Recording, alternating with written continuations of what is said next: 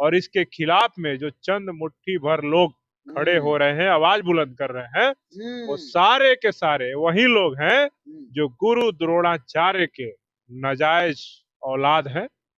क्योंकि ये लोग नहीं चाहते हैं कि कोई बहुजन बराबरी करे, कोई समानता में आए और सबके नंबर भाई भाई के बराबर हो। पूछना चाहते हैं, नरेंद्र मोदी 370 लाते हैं, वाह मोदी जी वाह। नरेंद्र मोदी इस देश में राम मंदिर बनवाते हैं, वाह मोदी जी वाह। नरेंद्र मोदी CNRC NPR लाते हैं, वाह मोदी जी वाह। नरेंद्र मोदी जी EWS 10% आरक्षण लाते हैं, तो वाह मोदी जी वाह। लेकिन नरेंद्र मोदी जी की ही सरकार UGC बिल लाती है, तो वाह मोदी जी आ। नरेंद्र मोदी तेलिया है, नरेंद्र मोदी पिछड़ा है, उसको वोट दे करके हम लोगों ने भाजपा को बढ़ा करके गलती कर दिया। तो ये दोहरा व्यवहार नहीं चलेगा। यूनिवर्सिटी ग्रांट कमीशन यानी विश्वविद्यालय अनुदान आयोग, जब से ये एक्ट UGC एक्ट लागू हुआ है, तब से लेकर पूरे देश भर के स्वर्ण समाज जो है सड़कों पर उतरने की बात कह रहा है।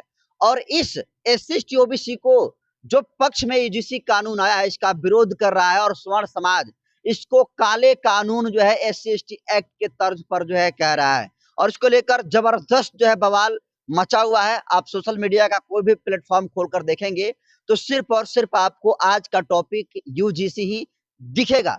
इसको लेकर कल चंद्रशेखर आजाद ने भी सरकार को चेतावनी दिया और ये कहा कि अगर संख्या दिखाकर इस बिल को वापस कोई कराता है तो फिर 85% के लोग सड़कों पर उतरेंगे तो नीला सैलाब आ जाएगा। इसको लेकर अभी हमारे साथ बातचीत करने के लिए बिहार के बहुजनों के बड़े मजबूत नेता के तौर पर देखे जाते हैं बिहार के भीम आर्मी के प्रदेश अध्यक्ष अमर ज्योति आजाद जी। तो बहुत बहुत स्वागत है सर। बहुत बहुत शुक्रिया आपका। तो ये जो UGC बिल एक्ट बन गया, इसको आप कैसे देख रहे हैं? देखिए, UGC जो बिल है ये सीधे तौर पे समानता देने वाला बिल है। और ये यूनिवर्सिटी में, कॉलेजेस में ये बिल लागू इसलिए किया गया है कि जो नंबर, जाति और सरनेम देख करके काट लिए जाते थे द्रोणाचार्यों के द्वारा, उनके खिलाफ ये बिल लाया गया है कि जो इस देश में रोहित वेमुला, पायल तड़वी जैसे घटनाएं लगातार शैक्षणिक संस्थानों में बढ़ी है, देश के बड़े बड़े यूनिवर्सिटी में, बड़े बड़े कॉलेजेस में, खास करके SC ST OBC के बहुजन समाज के जो बच्चे होते हैं, छात्र छात्राएं होते हैं, उनके साथ कभी भाई के नंबर काट लिया जाना, किसी के PhD का थीसिस रोक दिया जाना और तमाम तरह से उनको प्रताड़ना का शिकार होना पड़ता है। कई बार ऐसी देखने को मिलती है कि वहाँ का यूनिवर्सिटी का, कॉलेज के प्रोफेसर के व्यवहार के वजह से बच्चे को अपना नाम तक कटवाना पड़ता है या उसको कॉलेज से निकाल दिया जाता है। तो इन तमाम जो इस प्रकार के बहुजनों के खिलाफ इस तरह की घटनाएं हो रही थी, उसको रोकने के लिए सरकार ने ये बिल लाया है। तो इसका खुले दिल से स्वागत होना चाहिए। और इसके खिलाफ में जो चंद मुट्ठी भर लोग खड़े हो रहे हैं, आवाज बुलंद कर रहे हैं, वो सारे के सारे वही लोग हैं जो गुरु द्रोणाचार्य के नाजायज औलाद हैं। क्योंकि ये लोग नहीं चाहते हैं कि कोई बहुजन बराबरी करे, कोई समानता में आए और सबके नंबर भाई भाई के बराबर हो और सब एक दूसरे के बराबर आगे बढ़े। इसलिए ये लोग विरोध कर रहे हैं। जिस प्रकार से महाभारत में गुरु द्रोणाचार्य के द्वारा बिना एकलव्य को एक लाइन भी शिक्षा नहीं दिया गया और उससे गुरु दक्षिणा के तौर पे उसका अंगूठा मांग लिया गया, उसी प्रकार से गुरु द्रोणाचार्य के नाजायज औलादों के द्वारा वैसे प्रोफेसर्स का, वैसे वाइस चांसलर्स का, वैसे रजिस्ट्रार का, वैसे डीन का, वैसे हेड ऑफ डिपार्टमेंट का समर्थन करने का काम, वैसे स्टूडेंट्स का समर्थन करने का काम किया जा रहा है जो स्टूडेंट्स के साथ जातीय भेदभाव करते हैं, जो SC ST OBC समाज के साथ से आते हैं। इसलिए इसको बिल को सरकार ने लाया गया, स्वागत योग्य कदम है और सरकार का हम लोग भरपूर समर्थन करते हैं इस बिल पे। और हम ये भी कह देना चाहते हैं कि जो जातिवादी, मनुवादी मानसिकता के लोग हैं, आप बताएं, अगर आप इस बिल का विरोध कर रहे हैं तो आप गूगल पे सर्च मार करके देखिए और बताइए कितने सवर्ण समुदाय के लोगों ने अब तक भारत में संविधान लागू होने के बाद से, इस देश में मंडल कमीशन लागू होने के बाद से, कितने सवर्ण समुदाय के लोगों ने कॉलेज से निकाले जाने का सामना किया है, कॉलेज में उसके कम नंबर पाने का सामना किया है, कॉलेज में उनके साथ शोषण, प्रताड़ना सहन किया है। लेकिन आप गूगल पे सर्च कीजिए, कि सबसे ज्यादा इस देश के बहुजनों को आप देखिएगा को कॉलेज में यूनिवर्सिटी में सताने का काम किया गया है, उनको कॉलेज से निकालने का काम किया गया, भाईभा में नंबर कम देने का काम किया गया है, उनके रिटर्न में नंबर कम देने का काम किया गया है, उनके कॉपी में उनका सरनेम अगर पासवान, रविदास, जाटव, यादव, शाक्य, सैनी होता है, पटेल होता है तो उनके नंबर काट लिए जाते हैं। तो हमको बताइए कि इस देश में जातीय भेदभाव अगर संस्थानों में, शैक्षणिक संस्थानों में अगर हो रहा है और इसके खिलाफ सरकार ने कोई बिल ला दिया तो क्यों आपकी छाती फटने लगा? हम पूछना चाहते हैं। नरेंद्र मोदी 370 लाते हैं, वाह मोदी जी वाह। नरेंद्र मोदी इस देश में राम मंदिर बनवाते हैं, वाह मोदी जी वाह। नरेंद्र मोदी CA/NRC NPR लाते हैं, वाह मोदी जी वाह। नरेंद्र मोदी जी EWS 10% आरक्षण लाते हैं तो वाह मोदी जी वाह। लेकिन नरेंद्र मोदी जी की ही सरकार UGC बिल लाती है तो वाह मोदी जी आ। नरेंद्र मोदी तेलिया है, नरेंद्र मोदी पिछड़ा है, उसको वोट दे करके हम लोगों ने भाजपा को बढ़ा करके गलती कर दिया। तो ये दोहरा व्यवहार नहीं चलेगा। और हम पूछना चाहते हैं, आप तो कहते हैं जब चुनाव आता है कि सब भाई हम लोग हिंदू हिंदू हैं, दलित, पिछड़ा, सवर्ण भाई भाई, सब हिंदू भाई भाई।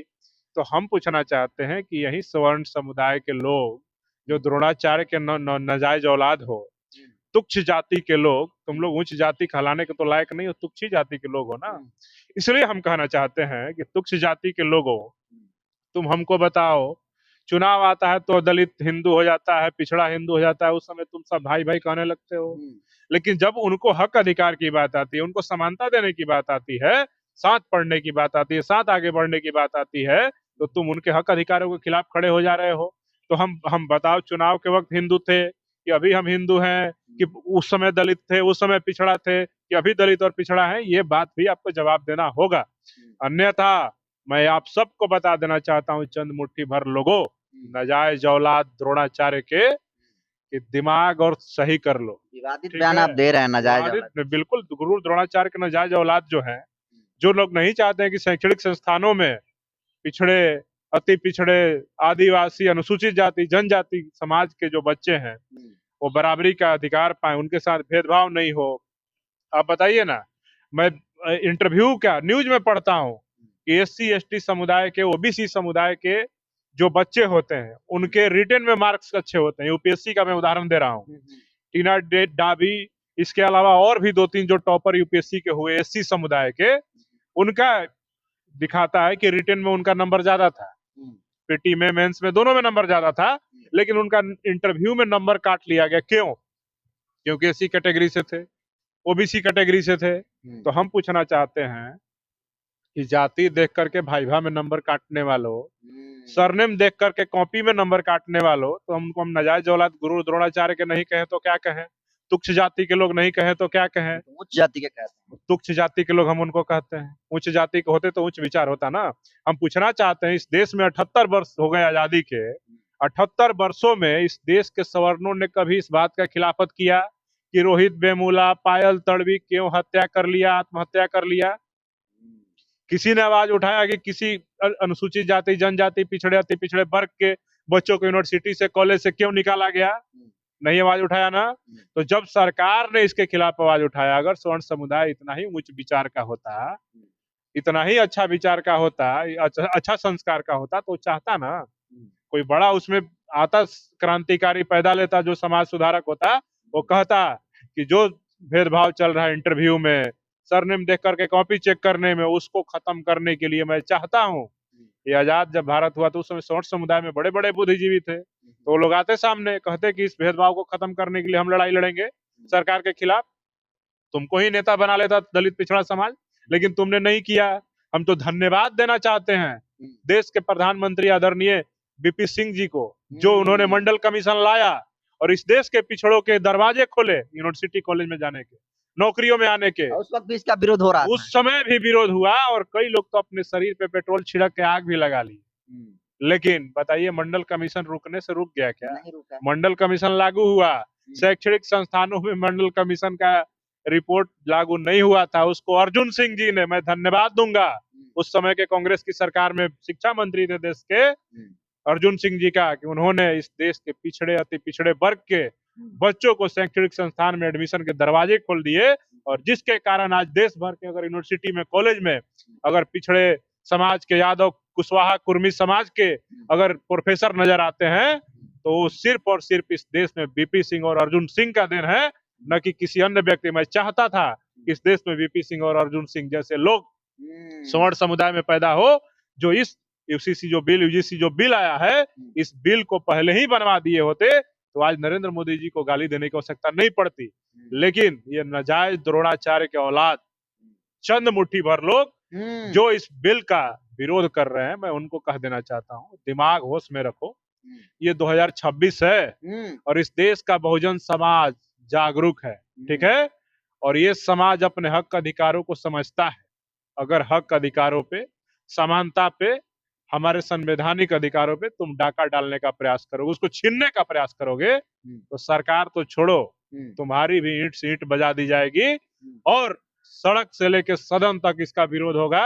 और हम लोग इस मुद्दे पे देश के प्रधानमंत्री और इसके द्वारा लाए हुए इस बिल का समर्थन करते हैं। और जब ये स्वर्ण समुदाय के लोग चैलेंज दे रहे हैं, धमकी दे रहे हैं सरकार को कि सड़कों पर उतर कर विरोध करेंगे, संख्या दिखाएंगे, बिल वापस कर लो नहीं तो सड़कों पे उतर जाएंगे, ताकत देंगे, सांसद 50 को सांसद इस्तीफा देंगे, तो दे दो ना भाई।